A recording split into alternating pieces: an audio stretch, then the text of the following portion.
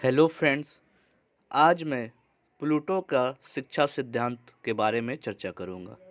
पिछले वीडियो में मैंने प्लूटो के न्याय सिद्धांत पर चर्चा किया था। आज इस पर चर्चा करने से पहले हम लोग क्वेश्चन देख लेते हैं कि इसके आधारित जो हम लोग पढ़ेंगे आज इस पे क्या क्या क्वेश्चन आते हैं। पहला क्वेश्चन है प्लेटो की शिक्षा का उद्देश्य स्पष्ट कीजिए, मतलब इसमें उद्देश्य बताने हैं। क्वेश्चन दूसरा है कि प्लेटो की शिक्षा पद्धति आदर्श राज, दार्शनिक राजा और आदर्श नागरिक हेतु दिया गया था, तर्क सहित उत्तर दीजिए। तो ये जब हम लोग पढ़ेंगे तो इसका जवाब आपको ऑटोमेटिक लिखने के लिए मिल जाएगा। तीसरा क्वेश्चन है आदर्श राज्य के निर्माण में शिक्षा सिद्धांत की क्या भूमिका है, समीक्षा कीजिए। चौथा क्वेश्चन है प्लेटो की शिक्षा योजना की आलोचनात्मक व्याख्या कीजिए। पांचवा है शिक्षा जीवन चलने वाली प्रक्रिया है, टिप्पणी कीजिए। छठा क्वेश्चन है शिक्षा मस्तिष्क का प्रशिक्षण है, टिप्पणी कीजिए।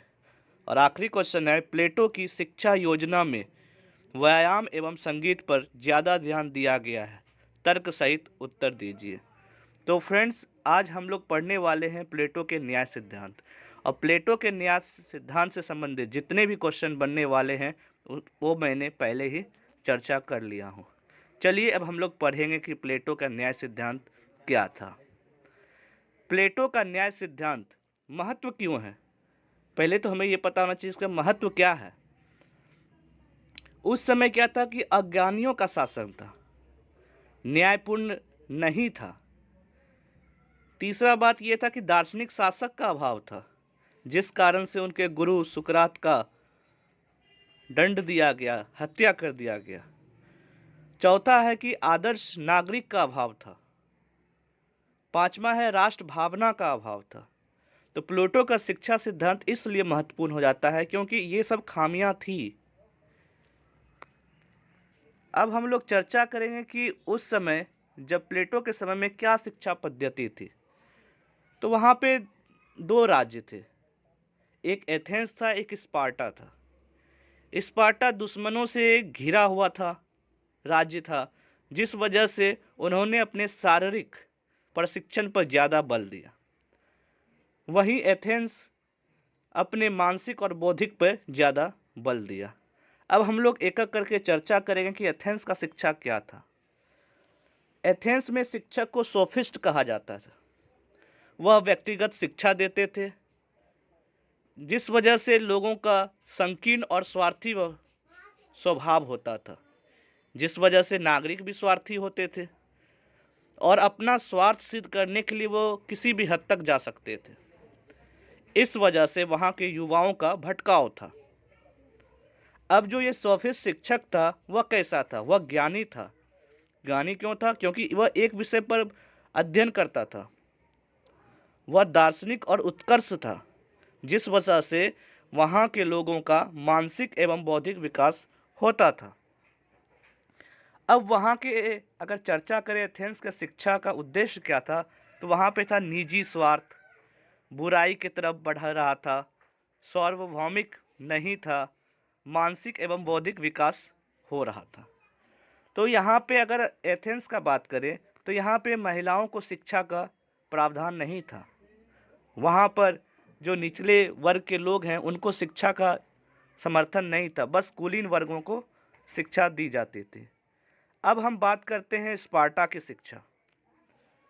स्पार्टा के वहाँ पे होता था कि 6 वर्ष के जब बच्चा होता था, चाहे वो लड़का हो या लड़की, तो सरकार उसे अपने संरक्षण में ले लेता था, उनकी देखभाल करता था और प्रशिक्षण के बाद उन्हें सैनिक में भर्ती करता था, जिस प्रकार से उसे सैनिक प्रशिक्षण मिलता था। अब क्या होता था कि उनके परिवार की जिम्मेदारी भी राज्य सरकार उठाती थी।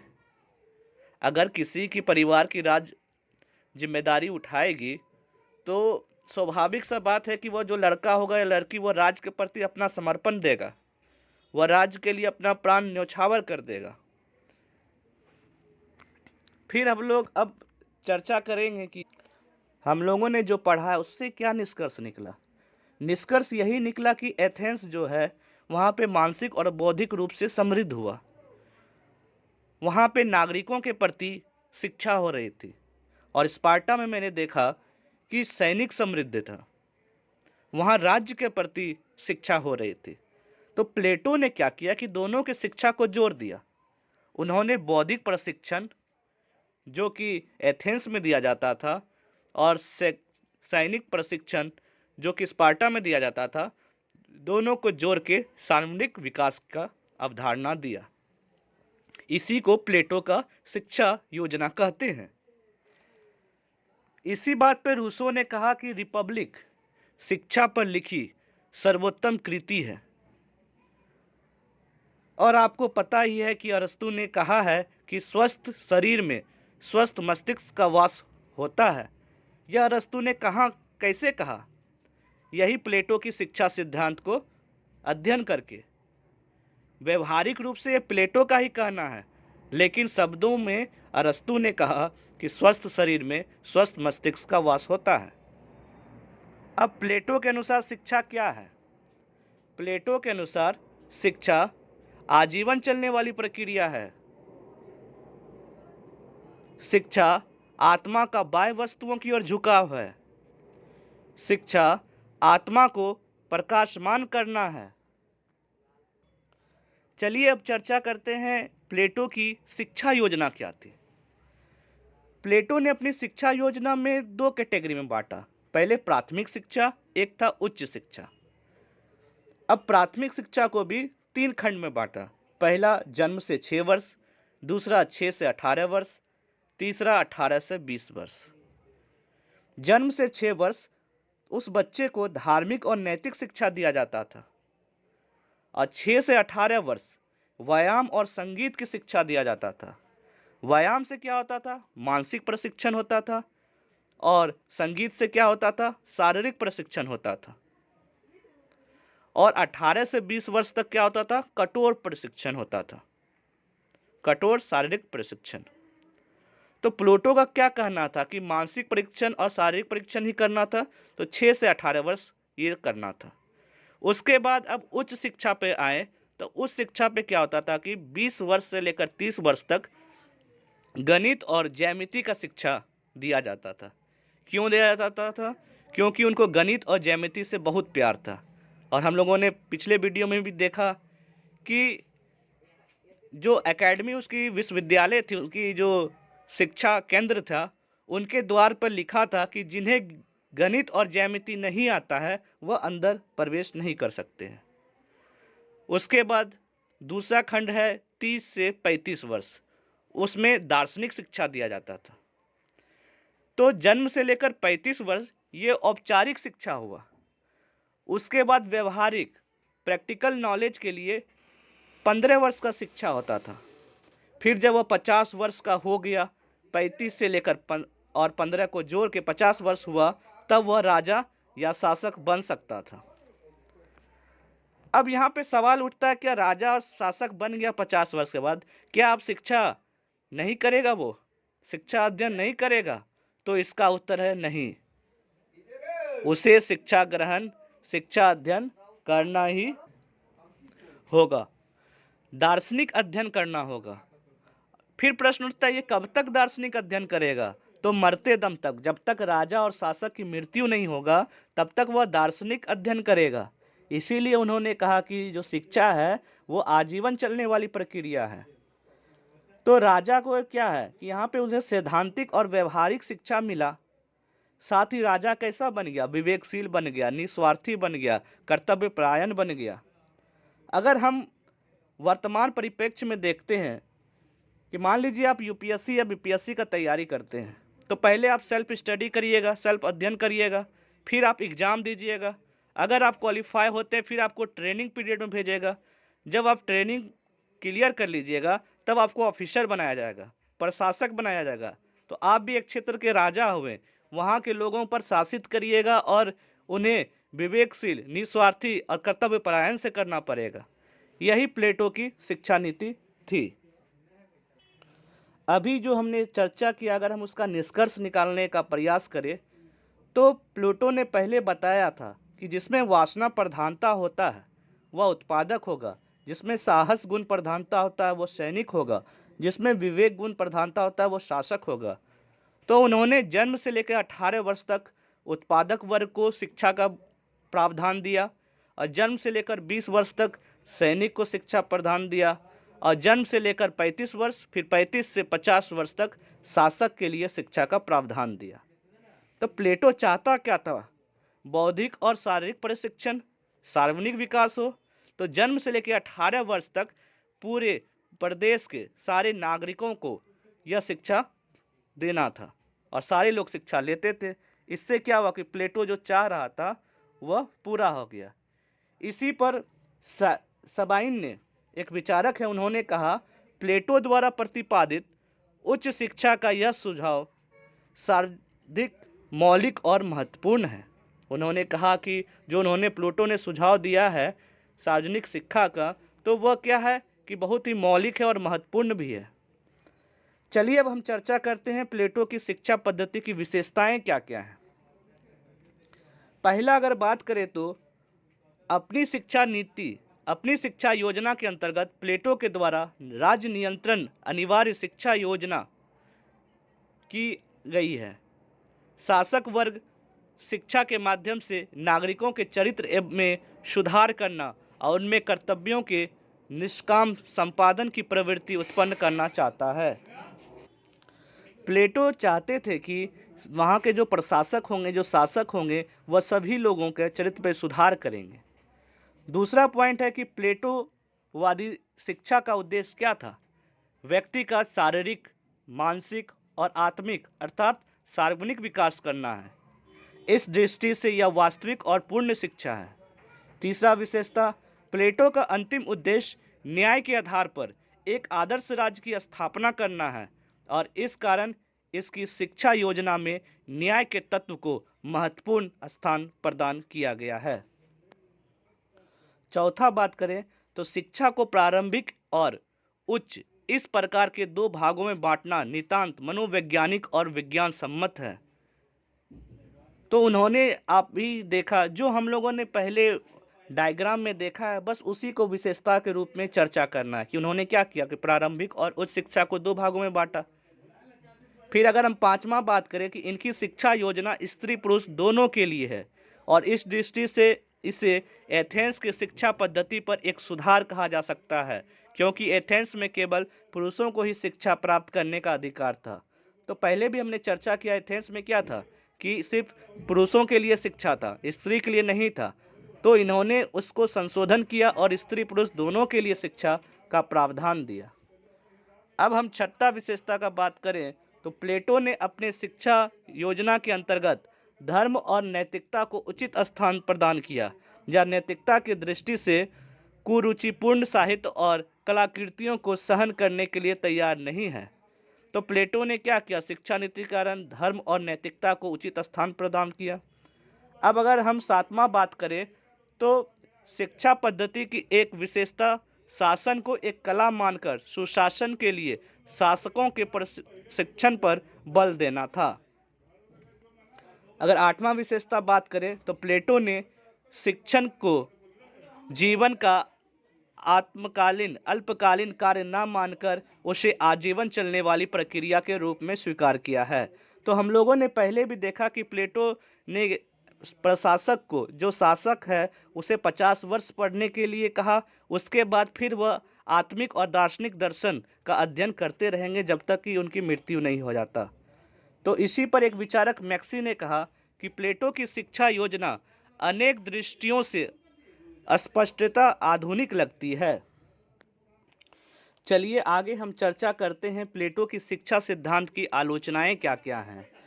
पहला आलोचना है कि सभी वर्गों के लिए शिक्षा की व्यवस्था नहीं है। वहाँ पे अगर हम लोग देखें तो जन्म से लेकर 18 वर्ष तक ही उत्पादक वर्गों के लिए शिक्षा का प्रावधान है, उसके बाद उनके शिक्षा का प्रावधान कुछ नहीं है। तो यहाँ पे सभी लोगों के लिए शिक्षा व्यवस्था नहीं किया गया। इसी पर एक विचारक सेबाइन ने कहा प्लेटोवादी शिक्षा योजना का यह एक गंभीर दोष है, क्योंकि केवल अच्छे शासकों से ही किसी देश का कल्याण संभव नहीं है। उनका भी कथन बहुत हद तक सही है कि सिर्फ शासक ही अगर शिक्षित रहेंगे तो इसका कोई गारंटी नहीं है कि सारे लोग शिक्षित होंगे। शिक्षित सभी रहेंगे तभी देश एक विकासशील की ओर बढ़ेगा। दूसरा है कि साहित्य को बहुत कम और गणित को बहुत अधिक महत्व दिया।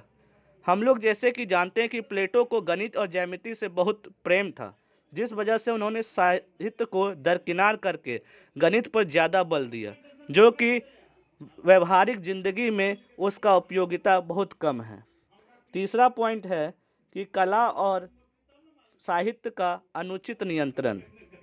कला और साहित्य का उन्होंने कोई योगदान नहीं दिया, उनका कोई भी स्थान नहीं दिया है, जिस वजह से वहाँ के लोगों के कवि लोगों का सार्वजनिक विकास असंभव है। अगर हम चौथा बात करें तो शिक्षा योजना सैद्धांतिक अधिक और व्यवहारिक कम है।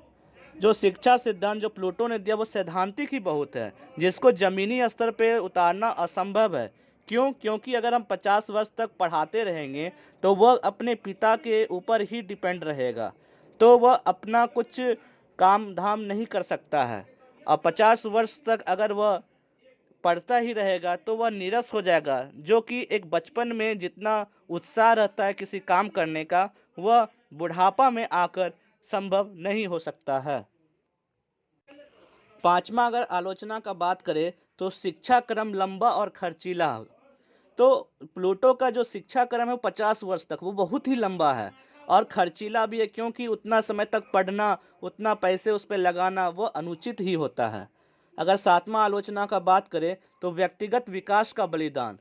तो यहाँ पे प्लूटो क्या कर रहा है कि वो राज्य को प्राथमिकता दे रहा है, व्यक्तिगत विकास का बलिदान ही हो रहा है, क्योंकि वह सिर्फ दार्शनिक ही बन रहा है। इसके अलावा और वह कोई भी क्षेत्र में अपना सार्वजनिक विकास नहीं कर पा रहा है। अगर सातवां अगर हम आलोचना का बात करें तो चिंतन और कार्य के आदर्श में भेद। तो बात यहाँ पे ये है कि वह किसी सिद्धांत में कुछ बोल रहा है कि व्यक्तिगत विकास होना चाहिए, किसी और सिद्धांत में बोल रहा है कि सामूहिक विकास होना चाहिए, देश का विकास होना चाहिए। तो वह जो चिंतन है, जो आदमी सोचेगा, जो करेगा, दोनों में बहुत ही भटकाव है। इसी परिप्रेक्ष्य में बार्कर ने कहा, प्लेटो की शिक्षा सिद्धांत में कार्य आदर्श और चिंतन के आदर्श के मध्य एक प्रकार की डगमगाहट है। चलिए फ्रेंड्स, अब हम लोग मूल्यांकन कर बात करते हैं कि इसमें क्या मूल्यांकन कर सकते हैं इनका। तो पहला मूल्यांकन है, प्लेटो की शिक्षा पद्धति की उपयुक्त आलोचना के बावजूद इस बात को मानने से इनकार नहीं किया जा सकता है कि उसका उद्देश्य एक ऐसे आदर्श न्यायशील राज्य की स्थापना या संरचना करना है जिसमें व्यक्ति राज्य संघर्ष पूर्णतः समाप्त हो जाए, वे दोनों एक दूसरे के पूरक बनकर एक विशाल परिवार के रूप में परिवर्तित हो जाएं। इस परिवार में शासक और नागरिक दोनों जनहित को ध्यान में रखकर अपने अपने सामाजिक दायित्वों का निर्वाह करें। तो फ्रेंड्स, इसमें मूल्यांकन में अगर आप किसी विचारक को ऐड करते हैं तो आपका आंसर और भी सुंदर और भारीपन आ जाएगा। तो इस संदर्भ में इबेनस्टेन का कथन है कि प्लेटो की शिक्षा योजना प्रदर्शित करती है कि उत्तमतर शासन तथा सार्वजनिक सेवा का मार्ग एक समुचित रूप से नियोजित शिक्षा पद्धति द्वारा ही प्राप्त किया जा सकता है। अतः आदर्श राज्य की रचना तभी संभव है जब शासक और नागरिक दोनों कर्तव्यशील हो। उनमें यह कर्तव्यशीलता शिक्षा के माध्यम से ही जागृत की जा सकती है। इसलिए सुनियोजित शिक्षा प्रणाली आदर्श राज्य निर्माण की एक अनिवार्य आवश्यकता है। तो फ्रेंड्स, हम लोगों ने इस वीडियो के माध्यम से प्लेटो का शिक्षा सिद्धांत को समझने का प्रयास किया है। तो अभी हम लोगों ने जो पहले पढ़ने से पहले क्वेश्चन का चर्चा किया था, अब आप देख सकते हैं कि सारे क्वेश्चन, जितने भी क्वेश्चन हैं, सब का जवाब आपको आसानी से इस वीडियो के माध्यम से मिल सकता है। तो फ्रेंड्स, मिलते हैं अगले वीडियो में प्लूटो के अगले सिद्धांत के साथ। तब तक के लिए thank you and have a nice day.